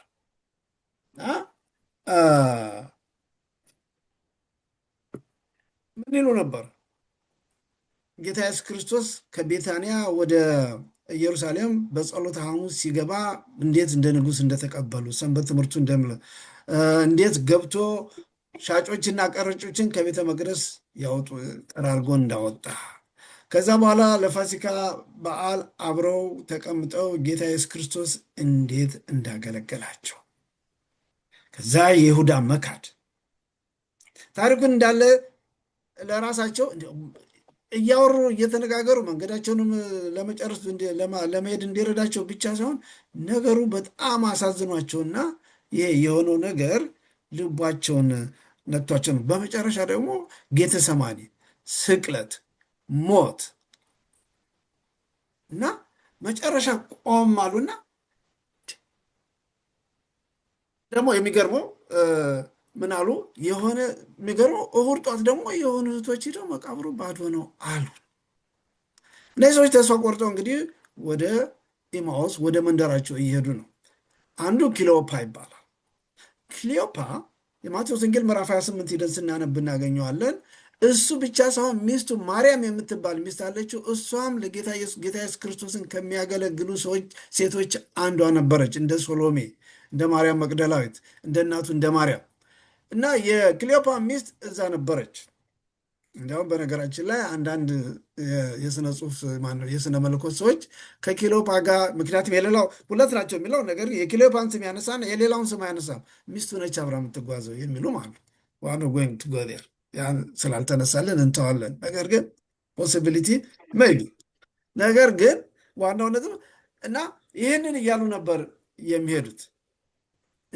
ግን እንዴት ልንሳሳት ቻል? ሰንበት ትምህርቱ እንዲያውም የሚለው ምን አለ? ይህ በሕይወታቸው ውስጥ ትልቅ መሰናክል ነበር። ለምንድን ነው? እንዴት ይህንን አላየነውም? 3 ዓመት ሙሉ ጊዜያችንን ከዚህ ሰውዬ ጋር አጥፍተን ሙቶ ቀረ ወይም ጠፋ በቃ። ቀድሞ ሶቪየት ህብረት ጋሽ ብርሃኑ የኮሌጅ መምህር ነበር፣ ታውቀዋለህ። የቀድሞ ሶቪየት ህብረት ተማሪ በነበሩበት ጊዜ ሳይንቲፊክ ሶሻሊዝም፣ ሳይንቲፊክ ኮሚኒዝም የሚባል ኮርስ የሚሰጡ መምህራኖች ነበሩ። በኋላ ሶቪየት ህብረት ሲፈራረስ የአይዲዮሎጂ ገደል ገባ። እነዚህ መምህራኖች እድሜ ልካቸውን ኢንቨስት አድርገው ጉልበታቸውን ኤነርጂያቸውን ኢንቨስት አድርገው ሲያጠኑት አምነውበት ሲያጠኑት የነበረው ሳይንስ ጥቅም የለውም ተባለ እና አንድ መምህራችን ኦሎሞስት ማልቀስ እየቃጣው ልጆች አለ እድሜ ልካችሁን የለፋችሁበት ነገር እንደዚህ ሜዳ ሲቀር ማየት፣ ጥቅም አልባ ሲሆን ማየት ህይወታችሁ በህይወታችሁ ምንም እንዳላደረጋችሁ ነው፣ ህይወታችሁ እንደተሰረቀ ነው የሚሰማችሁ ብሎ ሲናዘዝ ትዝ ይለኛል። እና እነዚህ ሰዎችም ወደ 3 ዓመት ከጌታ ኢየሱስ ክርስቶስ ጋር ቆይተዋል። ያ ተስፋ ዓለምን ይገዛል ያሉት፣ ሌላም ያደርጋል፣ ኢየሩሳሌምን ያድናል ያሉት ነገር ሁሉ ተሟጦ ገደል ገብቶ ጉዞ ወደ ቤታቸው ወደ ድሮ በዚህ ሁኔታ ላይ እየተጓዙ በነበረበት ጊዜ ሌላ መንገደኛ ተገናኛቸው ይላል መጽሐፍ ቅዱስ። የሉቃስ ወንጌል ምዕራፍ 21 24 ከ31 ከ13 ጀምሮ ስናነብ እና እያወሩ በሚሄዱበት ጊዜ ጠጋ ብሎ ስለምንድን ነው የምትጫወቱት አላቸው። ነገሩት። አሁን ሲሉት የነበረውን እንደዚህ ሆነ፣ እንደዚህ ሆነ፣ እንደዚህ ሆነ፣ እንደዚህ ሆነ፣ እንደዚህ ሆነ። የሚገርመው ደግሞ ቅድም እንዳሉ ከኛ ውስጥ ሴቶች እህቶች መጡና ከመቃብሩ ሬሳው የለም ምንም ነገር የለም አሉን እና በጣም እኛም አሉ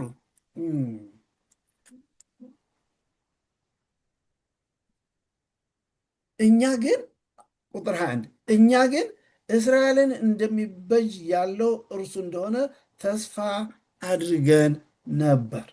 ደግሞ ከዚህ ሁሉ ጋር ይህ ከሆነ ዛሬ 3ኛው ቀን ነው። ደግሞ ከኛ ውስጥ ማልደው ከመቃብሩ ዘንድ የነበሩት አንዳንድ ሴቶች አስገረሙን። ስጋውን ባጡ ጊዜ ሕያው ነው የሚሉ የመላእክት ራእይ ደግሞ አየን እያሉ ሌላ ጣጣ ውስጥ ሌላ ኮንፊውዥን ውስጥ ገባ ብለው ይነግሩታል። ጌታ ኢየሱስ ክርስቶስ ራሱን አልገለጸላቸው ብለው ይነግሩታል። እና ሲሰማ ከቆየ በኋላ ቁጥር 25 ላይ እንደዚህ ይላል፣ እርሱም እናንተ የማታስተውሉ አላቸው። እናንተ የማታስተውሉ ነቢያትም የተናገሩት ሁሉ ልባችሁ ከሚያምን የዘገየ ክርስቶስ ይህንን መከራ ይቀበል ዘንድ ወደ ክብሩ ይገባ ዘንድ ይገባው የለምን አላቸው። ከሙሴና ከነቢያት ሁሉ ጀምሮ ስለ እርሱ በመጽሐፍት ሁሉ የተጻፈውን ተረጎመላቸው፣ አስረዳቸው። ምንም ነገር ክሊክ አላደረገላቸው። ይህ ገርሞኝ ነው። ምንም ነገር ወደ ጭንቅላቸው አልመጣም። በመጨረሻ ይህን እያወሩ እንዲያውም መንገዳቸው ቀለላቸው። ይህንን እያወሩ ኤማኦስ ይደርሳሉ። ኤማኦስ ሲደርሱ እነሱ ወደ ኤማኦስ እንግዲህ የሚሄዱበት አውራ መንገድ ስለሆነ ወደ መንደራቸው ገንጠል ብለው ሊሄዱ ሲሉ እሱ ዝም ብሎ ዋናው አውራ መንገዱን ይዞ ሊሄድ ሲል እንዴት ነው የምትሄደው አሉ። አይ እኔማ ልቀርጽ ነው አላቸው። እንዴ የት ነው የምትሄደው? ጊዜው መሽቷል። እባክህና እና የጀመረውን ታሪክ ጨርስል። ወደውታል። መለየት አልፈልግም። አብረን እንደርና ነገ በጧት አሁን ጨለማ ነው። በጨለማ ምን ድንጋይና እንቅፋት እየመታ ለምን ትሄዳለህ? ና ግባ አሉት። ጌታ ኢየሱስ ክርስቶስ ፈቃደኛ በመሆናቸው ስለጠየቁት አብሯቸው ገባ።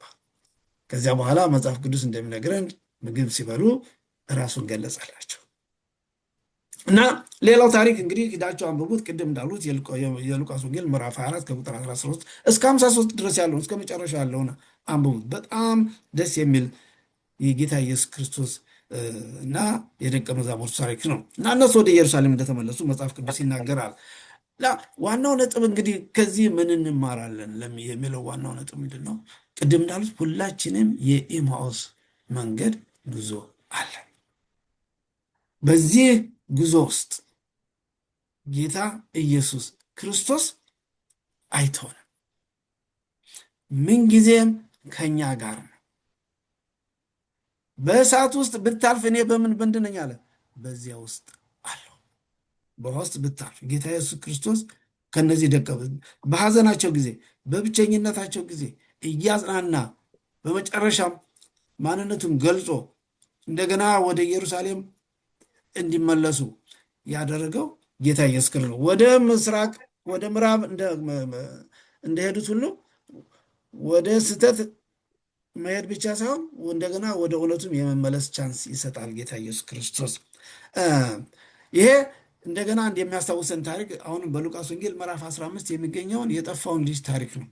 ጌታ ኢየሱስ ክርስቶስ የጠፋው ልጅ ተመልሶ ወደ አባቱ እስኪመጣ ድረስ መንፈስ ቅዱስ ምን ያለው ነበር? ይመክረው፣ ይገስጸው፣ ያስተምረው ነበር። መጨረሻ ወደ አባቱ መጣ እና ይቺ አጭር የኤማኦስ ታሪክ የኤማኦስ መንገድ ታሪክ የምታስብ ተስፋ መቁረጥ የለም።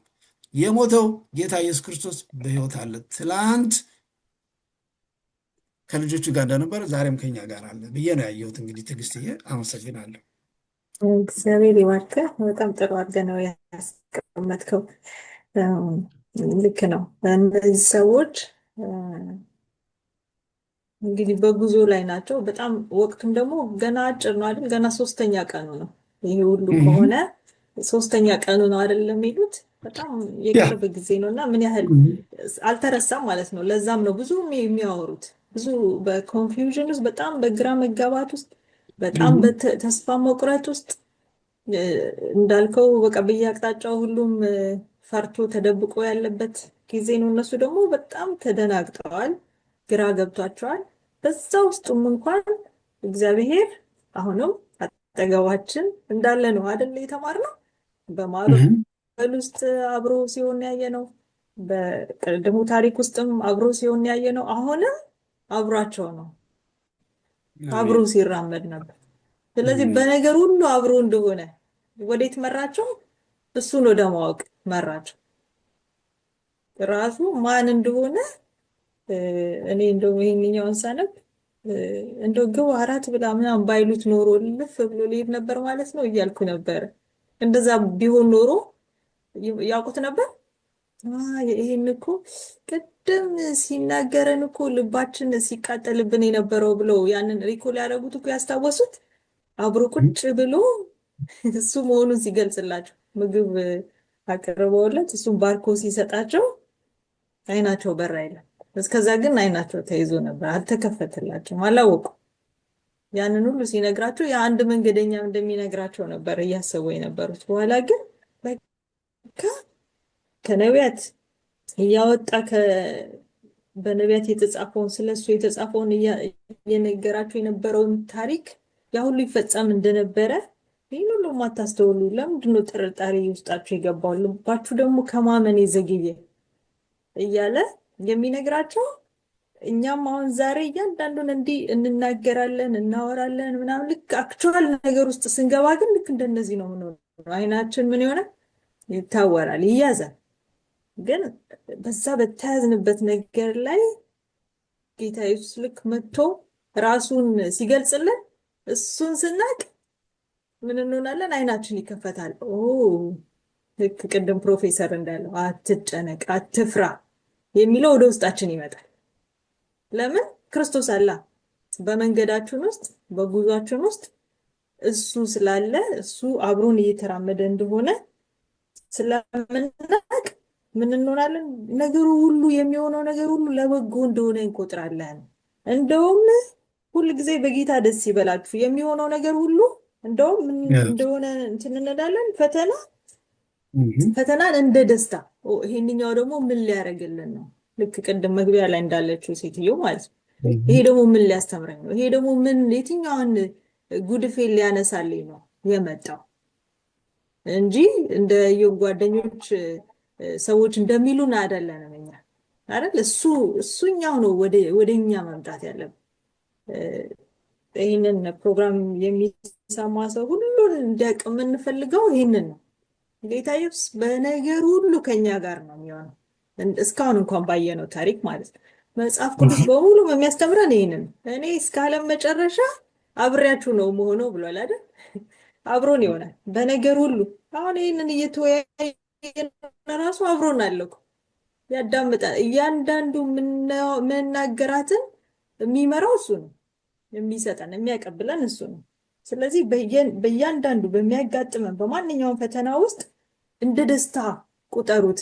እውነት ነው። ስታስቡት ሰው በህመም ውስጥ ሆኖ ያንን እንደ ደስታ ሊቆጥረው ይችላል። እንደውም አይናችን ይጨልማል አይደለም?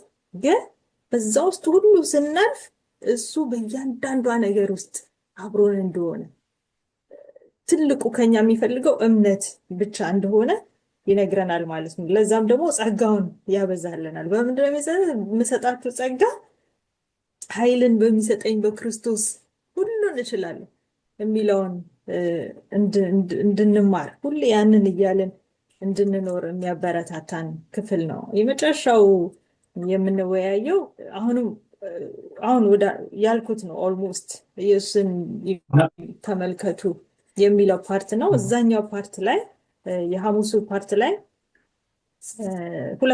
ሁለታችሁም ነው ትንሽ ሀሳብ የምትገልጹት። እዚኛው ክፍል ላይ እንዳጠቃላይ ነው። እንዳጠቃላይ እስካሁን የመጣንባቸውን ፖይንቶች እንደ መደምደሚያም ስለሚያቀርበው እዛ ላይ ፕሮፌሰር የተወሰነ ነገር አካፍለን እና ከዛ ወረታውም ትንሽ ጨምርና እናጠቃልላለን የዛሬውን ክፍል።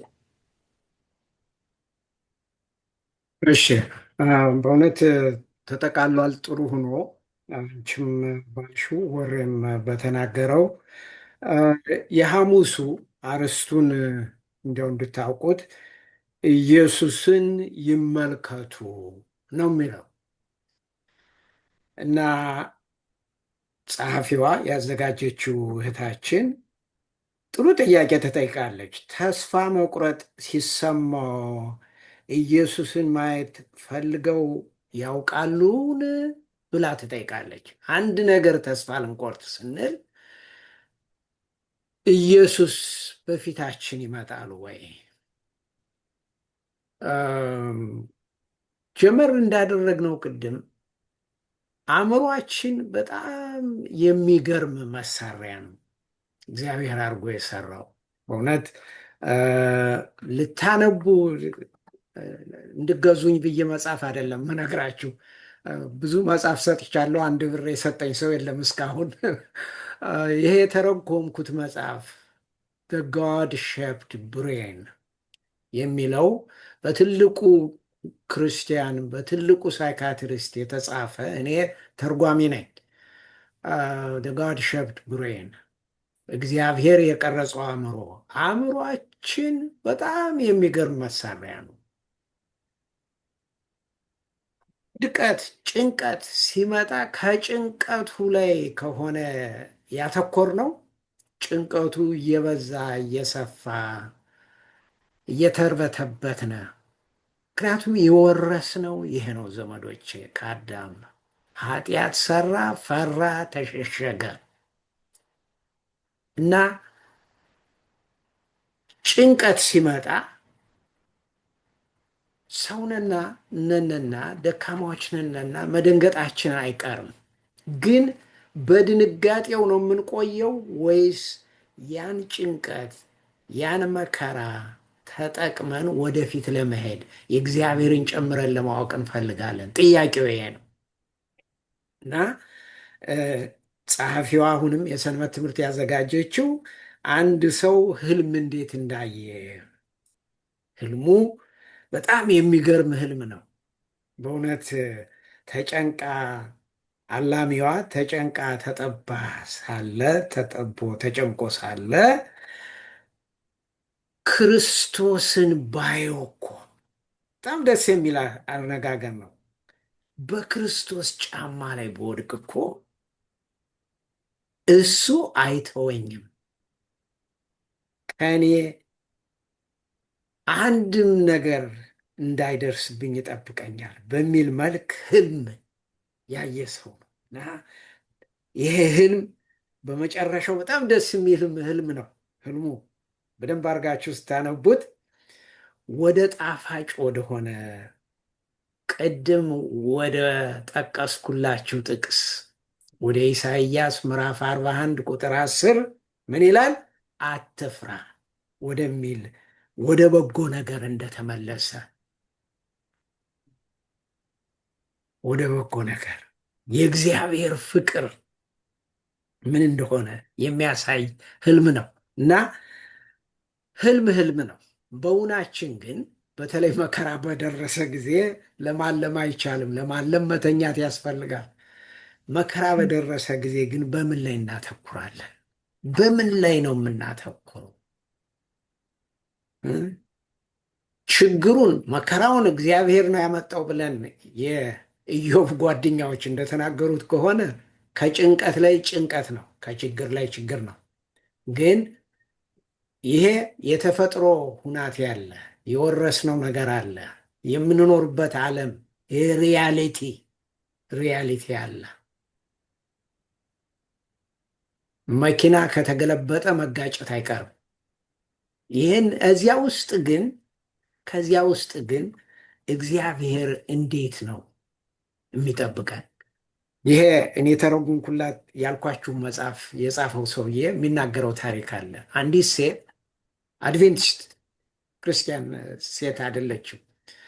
መኪና ስትነዳ መኪናዋ ተገልብጦ ከተራራው ላይ ወድቆ በእውነት እንክትክቱ ወጥቶ ሰው እየገረመው ትንሽ ቆስላ ብቻ ነው የወጣች። ከዚያ በኋላ ግን መኪና አልነዳም አለች። ከዛሬ ጀምሮ እኔ መኪና አልነዳም እና ቤተሰቦቿ ወደ እሱ ሳይካትሪስት ስለሆነ አመጧት እና በእውነት አላት የሆነው ነገር መቼም እሷ ክርስቲያን ነኝ ብላ ስላልነገረችው ስብከት ለመስማት መብት የለውም፣ ግን አስተማራል። ያ መኪና እንደዚያ ብሎ ብጥስጥሱ ወጥቶ አንቺ እኮ ትንሽ ቁስል ብቻ ነው የተሰማሽ፣ ከዚያ የጠበቀሽ ነገር መኖር አለበት።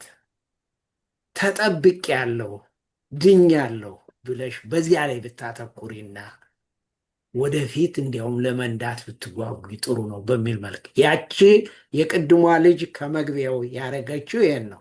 መብረቁ ይመታኛል ሳይሆን እግዚአብሔር ያየኛል ነው ያለች። ይሄን ለማለት ግን ዘመዶቼ አእምሯችን መዘጋጀት አለበት። እግዚአብሔር ፍቅር እንደሆነ፣ እግዚአብሔር ጠባቂ እንደሆነ፣ እግዚአብሔር አዳኝ እንደሆነ። ለዚህ ነው ጳውሎስ በሮሜ 8:18 እና 28 ላይ አሁን የሚመጣው ችግር እንኳን ቢደርስብን አሁን የሚመጣው ከሚመጣው ጋር አይወዳደርም። እንዲያውም ችግሩን እግዚአብሔር ከአመዱ እንጨት የሚያበቅል አምላክ ስለሆነ በስሙ ለተጠሩት ይላል አሁንም ሮሜ 8:28 ሁሉ ነገር ወደ መልካም ይሆናል ነው ያለ እና ይህንን አይነት አስተሳሰብ፣ ይህንን አይነት ትኩረት፣ ይህንን አይነት ልምድ በአንድ ቀን የሚሆን ነገር ስላልሆነ ልምምድ እንዲኖረን አእምሯችን ብናሰለጥነው ብንረዳው ጥሩ ነው እላለሁ። እግዚአብሔር ይባርክ ፕሮፌሰር ወንድም ወረታው መጨመረው ካለ እዚህ ላይ። በጣም አመሰግናለሁ። እንግዲህ የዚህን ሰንበት ትምህርት ደራሲ ኢትስ ሪትን የተባለ ፕሮግራም አቅርቧት ነበርና ያን ስሰማ ነበርና ተመሳሳይ ጥያቄ አሁን የአንቺ ያነሳሽውን አይነት ምን ማደግ አለብን፣ በችግር ጊዜ ምን ማደግ አለብን የሚለውን ጥያቄ አቅርቦላት ነበር። ምን ትያለሽ አሁን እንደዚህ ችግር ላይ ለወደቁ ሰዎች ምክርሽ ምንድን ነው ለሚለው፣ እኛ ስለ እግዚአብሔር ያለን ግንዛቤ ምን ይመስላል? እግዚአብሔር ከችግሩ በላይ ነው ወይስ ከችግሩ ያነሰ ነው? ያ ሁሉንም ነገር ይወስነዋል አለች። የኢዮብን ታሪክ ወሰደችና ምን አለች? ኢዮብና ሚስቱ ስለ እግዚአብሔር የነበራቸው ግንዛቤ ስዕል የተለያየ ነው። ለኢዮብ እግዚአብሔር ሁሉንም የሚችል ችግሩን የእሱን ችግር ሊፈታ እንደሚችል አርጎ ሲያየው፣ የእሱ ሚስት ግን እግዚአብሔርን ችግሩን ሊፈታ እንደማይችል እንዲያውም አቅም ስለሌለው እንደ ሌሎች አማልክቶች እንደ ሌሎች በአካባቢ እንዳሉ ህዝቦች አማልክቶች አይታ ካደው ምን ያደርግልሃል ብላ ወደዛ ኮንክሉዥን ወደዛ ድምዳሜ የመጣችው ስለ እግዚአብሔር ያላት ግንዛቤና አመለካከት በጣም የተበላሸና ትክክል ባለመሆን ነው። ስለ እግዚአብሔር ያለን አመለካከት ትክክል ከሆነ በሆነው መከራ በችግር ውስጥ በምናልፍበት ጊዜ እንደዛች ልጅ ቅድም ጋሽ ብርሃኑ እንዳለው ምንም ነገር አያስፈልግም። ሌላው ያለችው ሌላው ምንድን ነው? በችግር ላይ በምትሆኑበት ጊዜ ጸልዩ፣ የእግዚአብሔርን ድምፅ ፈልጉ፣ እሹ፣ ጌታ ጸሎታችሁን ይሰማ። ኑ ላንተ ሸክማችሁ የከበደ እኮ ያለው ለዚህ ነው። ኑ እና ይህንን ጥሪ ላቀረበው አምላክ ወደ እሱ እንሂድ። ሌላ እንደ መፍትሄ ያቀረበች መጽሐፍ ቅዱሳቸውን አንብቡ። ቅድም ጋሽ ብርሃኑ እንዳለው ልጁ በታመመበት ጊዜና በተጨነቀ ጊዜ ሂዶ ማነው ኢሳያስ ምዕራፍ 41 ነው ቁጥር 10 ነው ደግሜ ሳነብ የነበረው አለ። እያንዳንዳችን በመከራ ጊዜ የምናስታውሰው የመጽሐፍ ቅዱስ ጥቅስ አለ እና እንደዚህ ችግር በሚመጣበት ጊዜ እንሂድ። የተለያዩ የመጽሐፍ ቅዱስ ጥቅሶችን ግን መጽሐፍ ቅዱሳችሁን አንብቡ። የዛን ጊዜ የእግዚአብሔር ማንነት ትረዳላችሁ። ለችግራችሁ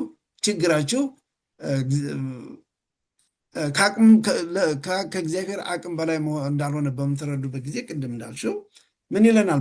በበሽታ ውስጥ ደስ ይለናል። በመከራ ውስጥ እነ ጳውሎስ እኮ እስር ቤቱ ነው ምን አድርገዋል? ይዘምሩ ነበር። እግራቸው ተጠፍሮ ታስሮ ነገ ሞት እየጠበቃቸው፣ ጴጥሮስ ነገ እንደሚተፈርድበት ነገ እንደሞት ድብን አድርጎ እንቅልፍ ወስዶታል። ለምን?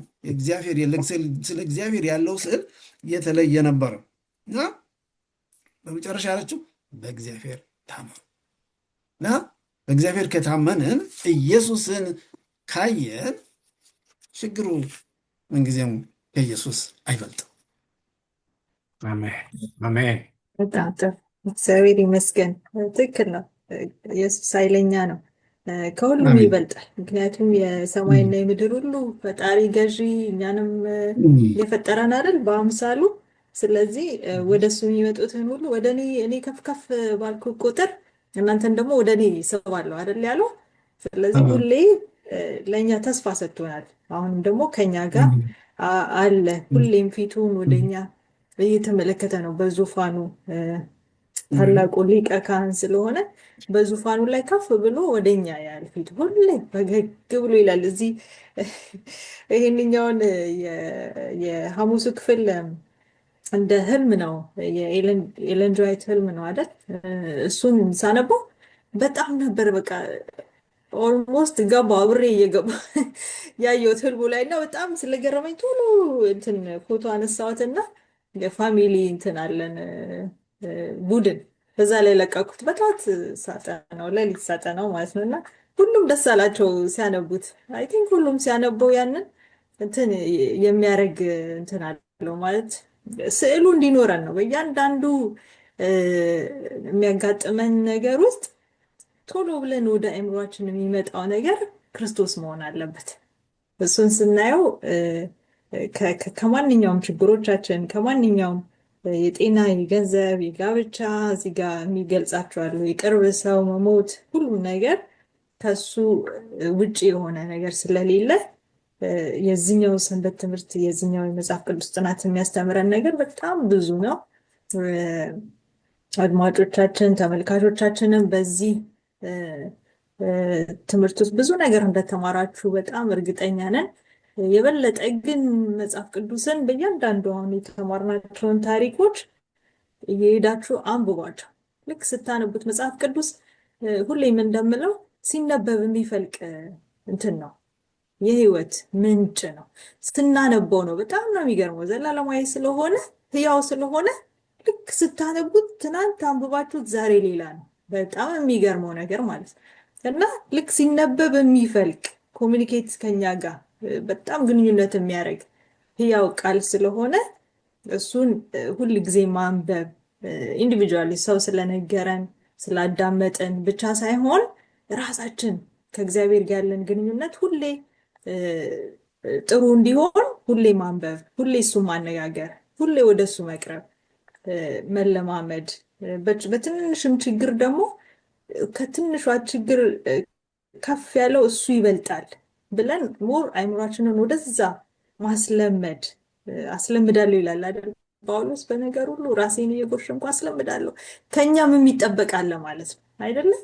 አንዴ እኔ ትዝ ይለኛል ልጅ እንደወለድኩኝ የመጨረሻዋን መቲን ወልጄ ከዛ በጣም እንትን አደረገኝ፣ ጥርሴን አመመኝ ማለት ነው። እና ከኋላ አልበቅል እያለ የሚያስቸግራል እና ልውጣ ይላል ግን መውጫ የለውም፣ ኦልሬዲ ደፍኗል። እና በጣም አሰቃየኝ። በቃ ከዛ ጡት ማጥዋት አለብኝ፣ መድኃኒት ደግሞ መውሰድ አልችልም። ከዛ ዶክተር ጋር ሄድኩኝና በቃ ይውጣ አለኝ ማለት ነው።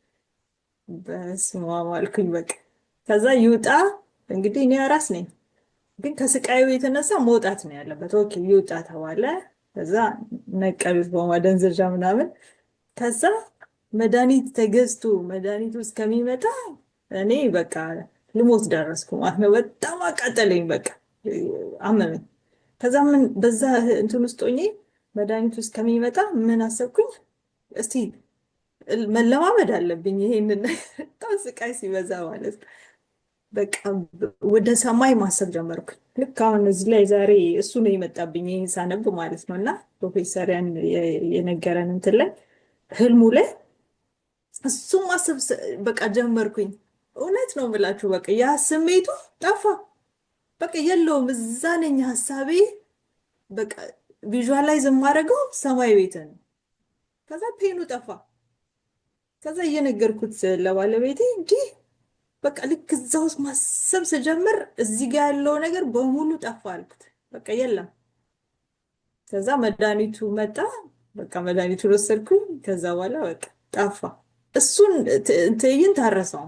በጣም ነው የጥርስ ህመም አይደል ነው እናንተ ደርሶባችሁ የምታውቁ ታውቃላችሁ። በጣም በቃ ልጄ እንደውም መጀመሪያ ልጄ ሁሌ ነው በቃ በሱ እያስታወሰ የሚስቅብኝ ማለት ነው፣ እንዴት ስሆን እንደነበር በጣም ነው የሚያማው። እና ግን ከዛ ውስጥ ሁሉ በቃ እስቲ ከዚህ ውስጥ እንዴት መውጣት እንደምችል ብዬ በጣም ነው የሰራው። በጣም ነው የገረመኝ የዛን ቀን ማለት ነው። እና በትንሹም በትልቁም በቃ እምነታችን በቃ በክርስቶስ ላይ ሲሆን ከዛም በላይ ነህ፣ ከዚህ ህመም በላይ ነህ አንተ፣ ሁሉን ማድረግ ትችላለህ ብለን ስንታመን እግዚአብሔር ደግሞ ጥምጥም እቺ ትንሽ ነች፣ እቺ ትንሽ ችግር ነች፣ ግን በትልቅም በምንለውም ደረጃ ስንታመነው እሱ ደግሞ ታማኝ ነው፣ እንደ መልካም ፈቃዱ ያደርግልናል ብለን ዛሬ የተማርነውን በዚህ እንቋጫለን። የመጨረሻውን